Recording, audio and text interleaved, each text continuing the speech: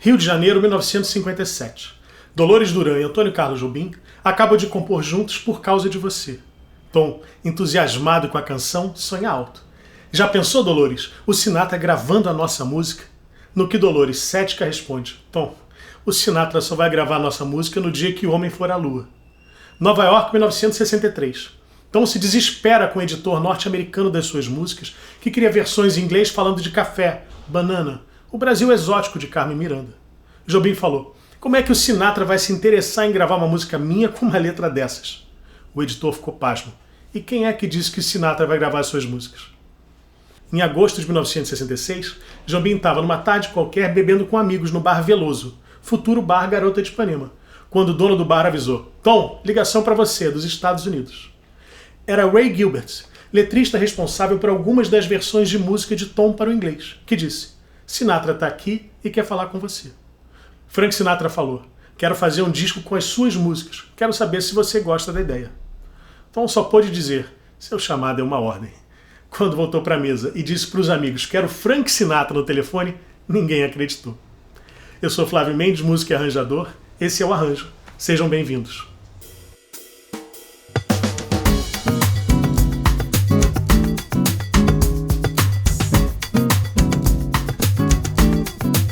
Sinatra pediu que Tom viajasse logo para Los Angeles para trabalhar nos arranjos com Klaus Orgmann, o arranjador alemão escolhido por Sinatra e que já tinha trabalhado com Jobim no disco The Composer of Desafinado Place. Para o repertório do disco, Sinatra disse: serão as suas músicas mais conhecidas, os seus clássicos. Eu não tenho tempo de aprender músicas novas. A ideia era que eles entrassem no estúdio logo. O trabalho com Klaus foi rápido e tranquilo, mas Sinatra demorou para agendar as gravações do disco. Nos meses em que ficou hospedado no hotel Sunset Marquis, num quarto que basicamente tinha piano e geladeira, Jobim aproveitou o tempo ocioso para compor. 2 dos seus maiores clássicos nasceram nesses dias de tédio californiano, Triste e Wave.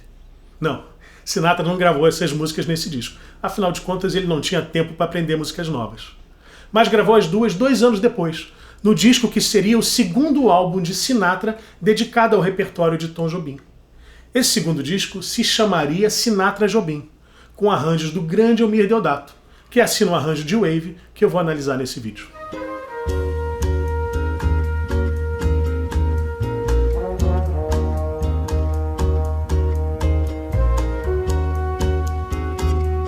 É um pouco difícil hoje tentar dimensionar o que significou em 1967 Sinatra gravar um disco praticamente só com composições de Jobim. Sinatra era mundialmente famoso desde a década de 1940. E ainda que a sua carreira tivesse passado por percalços, ele era o maior artista da época, talvez rivalizando com os Beatles, mas eles eram 4. É o único LP de carreira que Sinatra dedicou a um compositor. Ele não fez isso nem com grandes mestres da música norte-americana, como Cole Porter ou George Gershwin. Sinatra pediu que Tom gravasse violão no disco, o que reforçava a imagem estigmatizada de Latin Lover, que os americanos pareciam querer impor a imagem de Jobim nos Estados Unidos. Jobim preferia tocar piano, o seu instrumento principal, mas ele não iria criar caso por isso. O álbum foi um grande sucesso, e pela primeira e única vez, Sinatra assinou um disco com seu nome inteiro, Francis Albert Sinatra. Ele não deixaria o seu convidado, Antônio Carlos Jobim, assinar um nome maior do que o seu na capa do disco. Chegou a ser indicado ao Grammy como melhor álbum do ano, mas perdeu para Sgt. Pepper's, dos Beatles. Com todo esse sucesso, era natural que a gravadora pensasse num outro álbum juntando a dupla. E 2 anos depois, 1969, Sinatra liga para Tom e pergunta se ele tem músicas novas para o disco. Tom brinca dizendo que tem 140 músicas novas. Após um silêncio do outro lado da linha, diz que vai selecionar algumas e mandar partituras e fitas para o cantor escolher o repertório. Se hospedou em Los Angeles, de novo bancado por Sinatra, e de novo esperando as datas de gravação, sempre adiadas. Quando finalmente acontecem, os ensaios e a gravação do disco transcorreram sem contratempos. Tudo funcionava perfeitamente no mundo de Sinatra. O disco já estava com a capa pronta, algumas fitas já estavam sendo vendidas, quando Sinatra pede para recolher e cancelar o lançamento. Ele não tinha ficado satisfeito com o resultado de algumas canções. Nas músicas Sabiá e Bonita, ele achava que estava se esforçando para cantar, e Sinatra nunca deveria parecer que estava se esforçando. Implicou também com a versão de Desafinado, que ele cantou em duo com Tom. achou que estava parecendo que eles falavam My Love um para o outro no fim da música. Isso era, talvez, um pouco demais para um hétero nascido em 1915 e filho de imigrantes italianos. As 7 faixas que sobraram só foram lançadas em 1971. Ficaram como o lado A do disco Sinatra & Company. Dentre as faixas gravadas estava Don't Ever Go Away, a versão em inglês de Por Causa de Você, de Dolores Duran e Tom Jobim. Sinatra gravou a canção no dia 11 de fevereiro de 1969, 5 meses e 9 dias antes que o homem pisasse na lua. Come in, my love, come to me.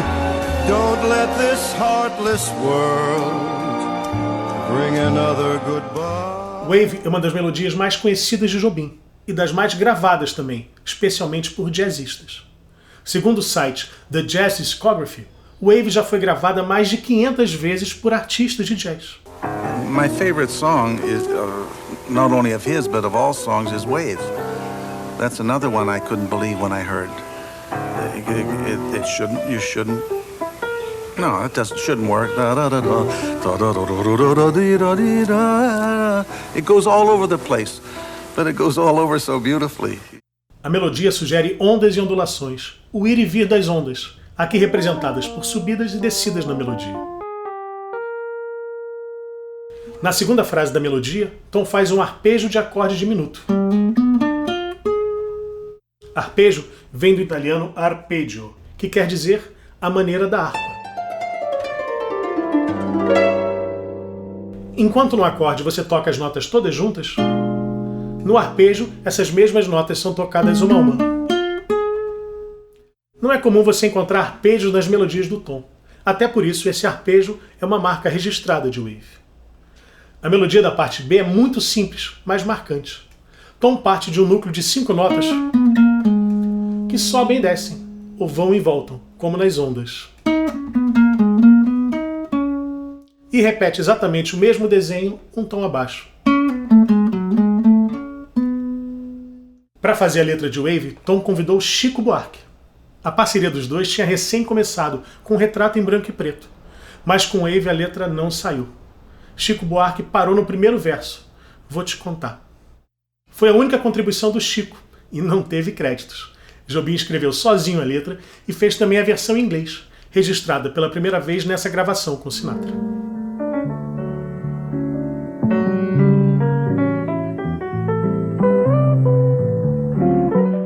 Eumir Deodato, ainda muito jovem, foi reconhecido como um grande e inovador arranjador. Na contracapa do seu disco de estreia, Jobim escreveu: "É incrível que um rapaz de 21 anos possa escrever para orquestra como Eumir escreve. Escrever para orquestra é coisa que envolve toda uma técnica, experiência, um passado de erros passados a limpo. E eu não creio que Eumir tenha tido, com 21 anos, tempo para isso." Em 1967, Eumir se muda para os Estados Unidos e começa a trabalhar com o produtor Creed Taylor. Em pouco tempo já está escrevendo para grandes nomes da música norte-americana. E com 24 anos é convidado para escrever arranjos para o maior deles, Frank Sinatra. Nesse arranjo, Eumir usa a orquestração básica da bossa nova desde João Gilberto. Naipes de cordas, flautas, trompas e trombones. Mas há um frescor, uma jovialidade, um toque sutilmente pop, que mostra que já tinha surgido uma segunda geração de arranjadores de bossa nova.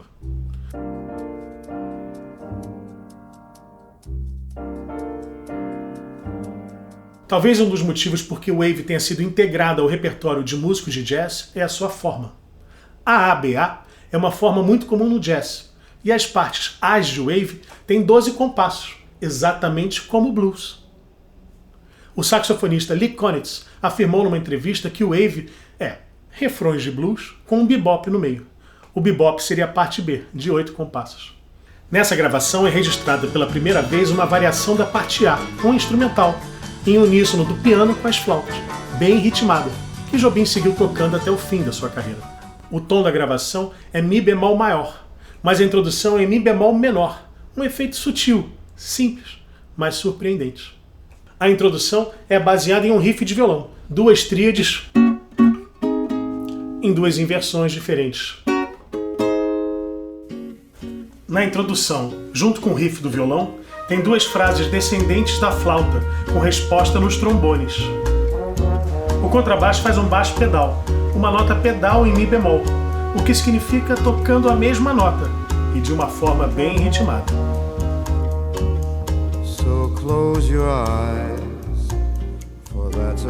Já dá para notar que o contrabaixo é mais solto, mais livre do que nos primeiros discos do Tom. Não toca só no tempo forte.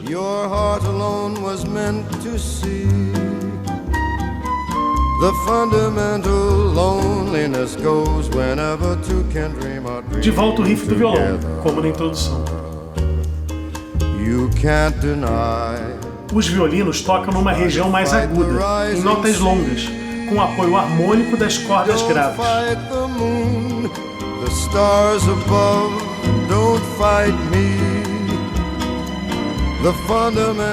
E agora um legítimo power chord nos trombones, só tônica e quinta justa.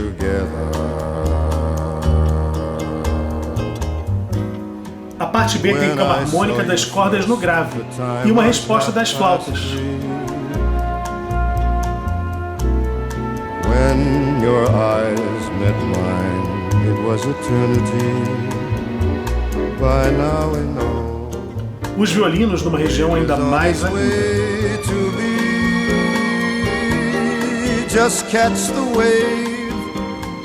Uma frase da flauta e as cordas vão mais pro grave.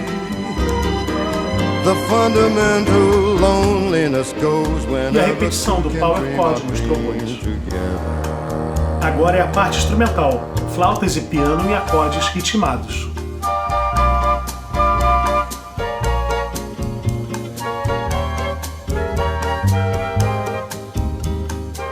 Os trombones vão tocar a parte final da melodia da parte A, saindo do uníssono e abrindo acordes.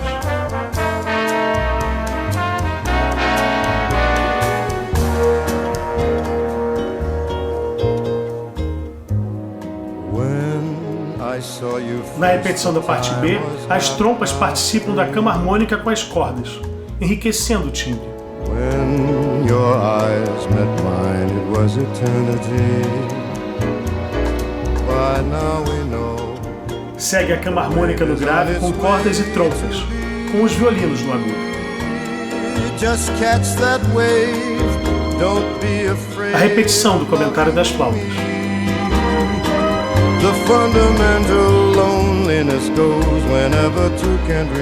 Na coda, volta o riff do violão e as perguntas e respostas de flautas e trombones, como na introdução. Mas o contrabaixo não faz o baixo pedal, ao contrário, ele faz praticamente um solo, bem solto.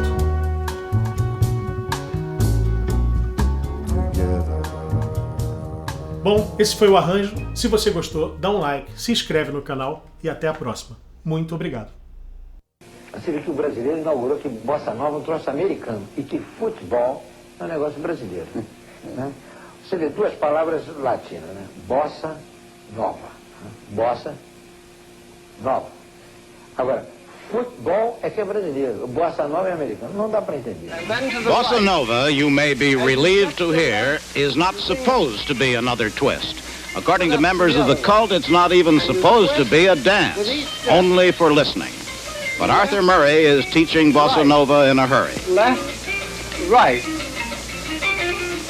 No jumping, don't forget, no jumping. A number of other versions of the dance are afoot. Here is bossa nova on Broadway. Its interpreter, a dancing master called Killer Joe, who presides at the Palladium. Slow, quick, quick, slow. 1, 2, 3, slow, quick, quick. Let those hips go a little bit. 2, 3, 1, 2, 3, 1, 2, 3, 1, 2, 3, 1, 2, 3. Basic bossa nova.